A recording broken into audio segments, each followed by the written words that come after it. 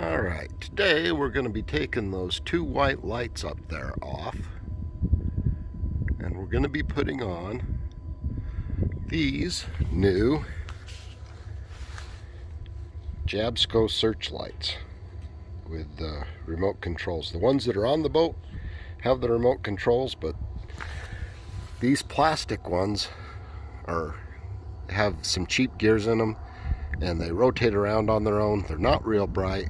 They worked for a long time, but it's time for an upgrade, and we'll see how it goes.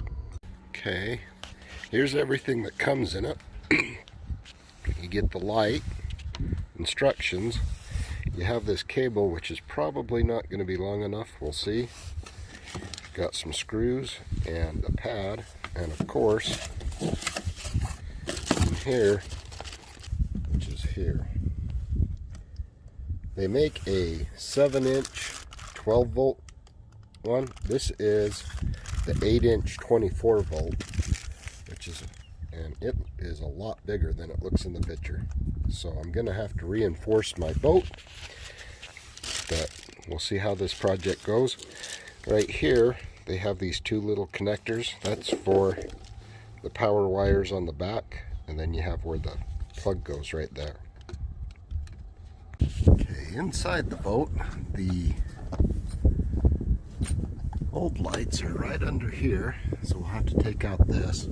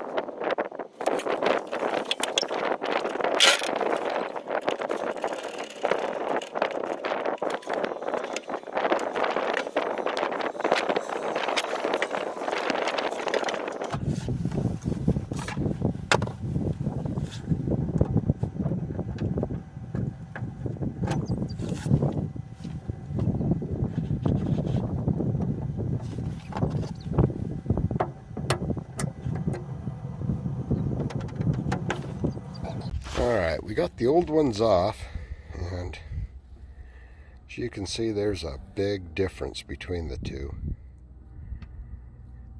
And I don't think my roof will support that big one like it is. So I'm going to send it down to the welding shop and have them put in a bracket that'll support that great big light, because I got two of them. And they're 500,000 candle power each. So once we get this done, it'll be great, but looks like we're going to be spending a couple more dollars than I thought.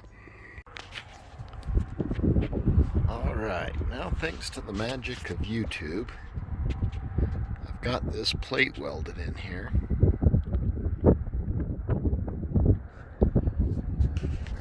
To clean up, that's where the old light's mounted. Clean that up, get ready for the rest in the install. Alright, we got these cleaned up a little bit here. I'm going to drill out these holes with the big bit for the plugs, and then we'll see how close we match up.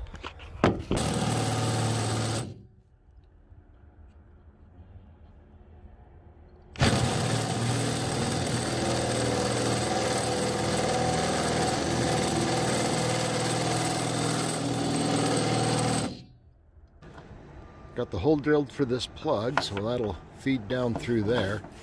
And this light is a lot bigger than it looked in the package, but I think it's still going to work. And that'll set up there.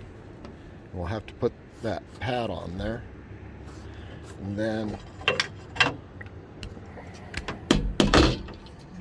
coming inside here, okay, this is where, okay, this is the metal plate that got put in. And here's those holes. And these lights were installed in the factory, and the wiring goes through there and through all the channeling and down on both sides. And I don't know how they did that, but my hat's off to them. It's pretty impressive. So what I'm going to do is reuse these wires, because here's the wires for the new light, and they all match up. So I'm just going to splice all these together, that way I don't have to. And they're both Jabsco lights. It's just that I don't know how they got those wires in there, and the wires are fine, so we're going to reuse those. Alright, we're going to dry fit this now. That's going to sit like that. It's probably going to be over just a bit. It's going to sit the other way.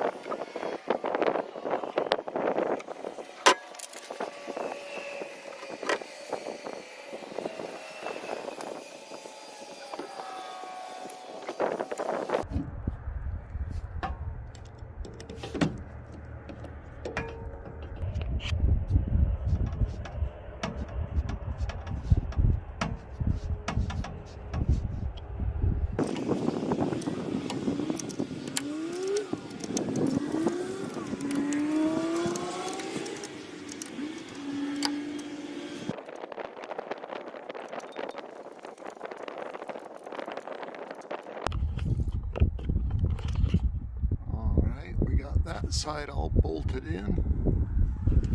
See it down there. Right there. All we gotta do now is the other side. Alright, now we're moving over to the business end here. And these two are the old controls. We're gonna take those out, and then we'll start wiring in the new controls.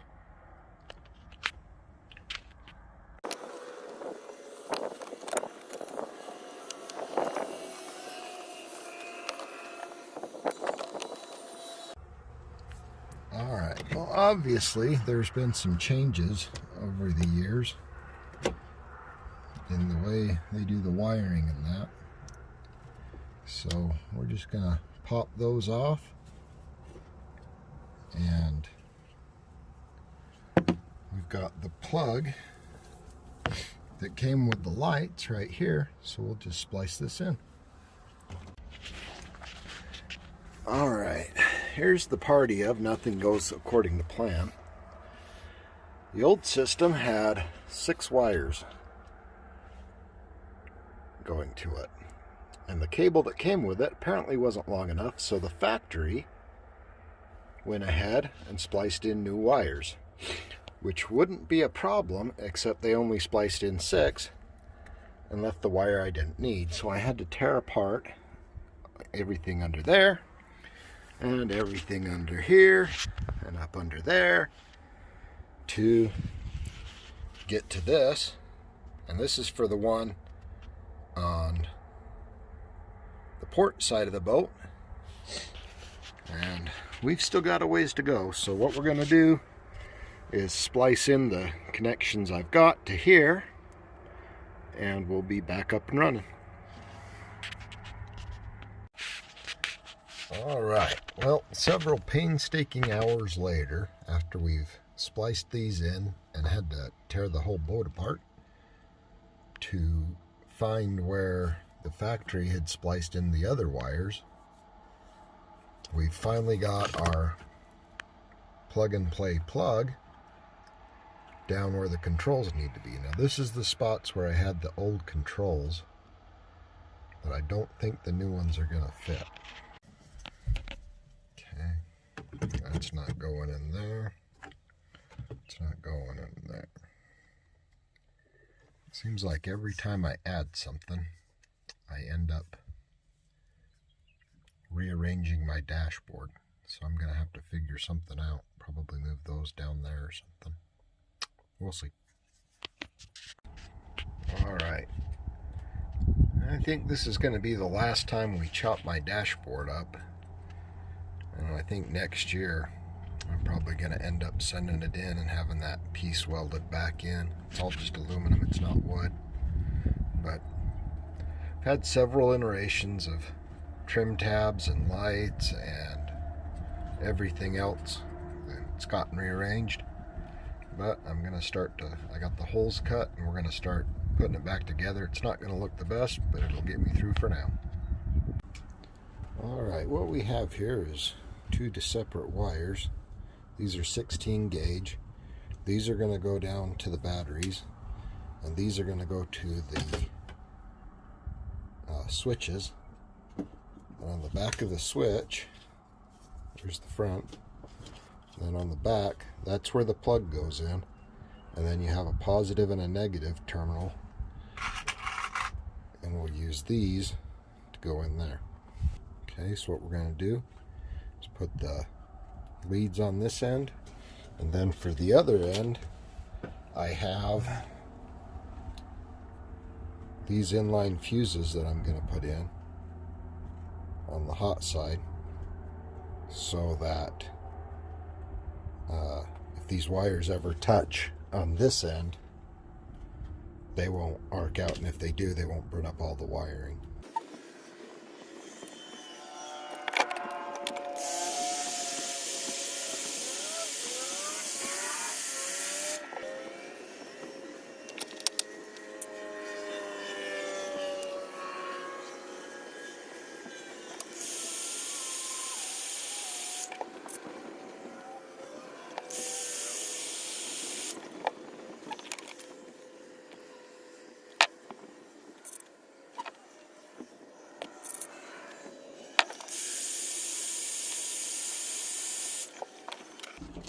Alright, that's one completed. One more. Alright, it's time to feed the wires through and start getting things hooked up.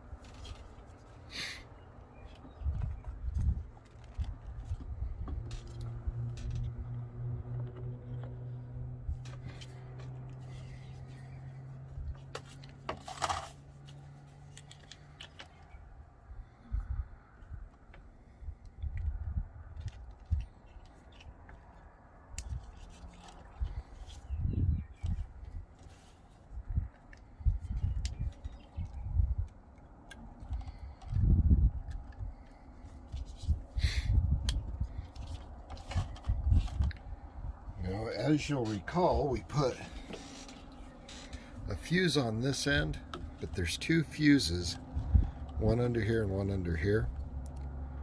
But I wanted to protect the wiring in case these two leads ever touch.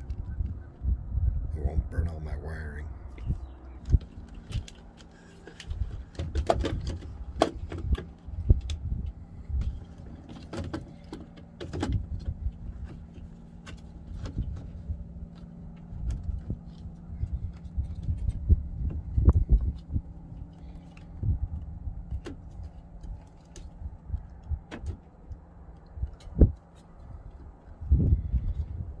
Have a little overlap here, and that's going to have to set back down into there. So to get that back in the hole, we're going to have a little bit of overlap there with a hole in that.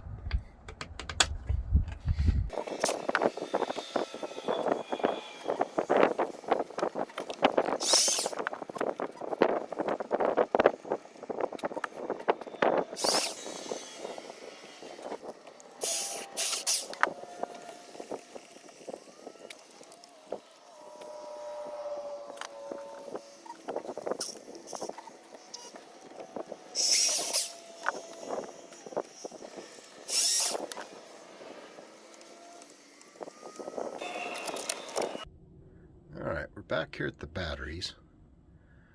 Up front, I have a 24 volt electric kicker motor, which gives me a 24 volt system down here. And so I have the battery capacity to run my lights. So now we got our wires run up through there, down into there, and over to here. So all we got to do is hook them up.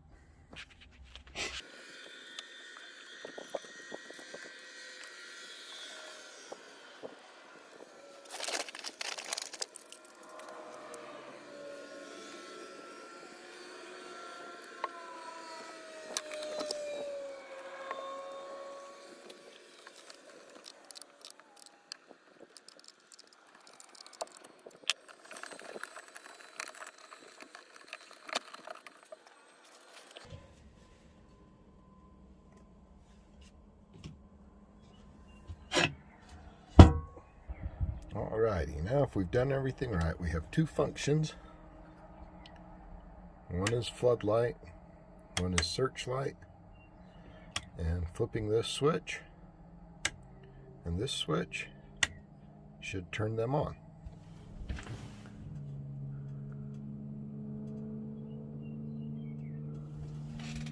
And then using these remotes should move them.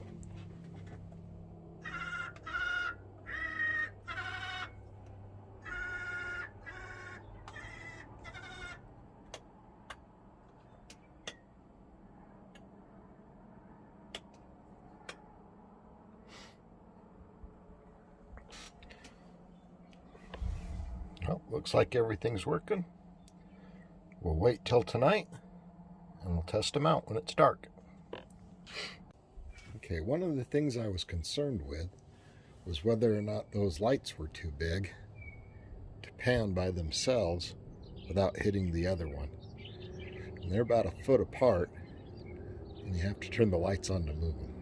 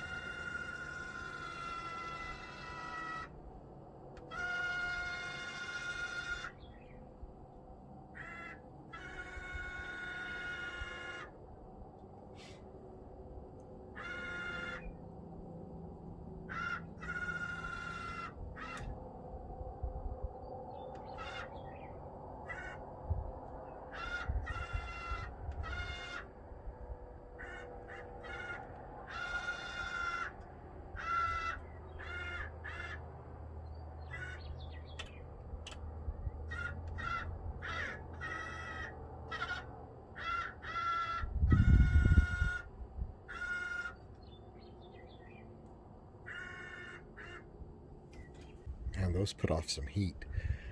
So as you can see, they'll move back and forth. There's only one little place when they turn right towards each other that they touch just a little bit. Okay, I think it's finally dark enough we can test these out. Got a little bit of interference from the shop lights there, but still good enough we'll be able to tell.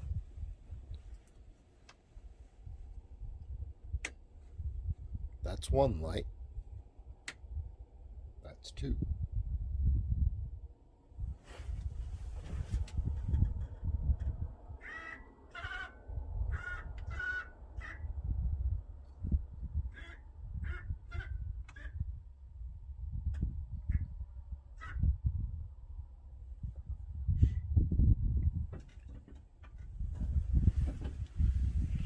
I'd say that's pretty bright. The heat coming off of those things is pretty intense.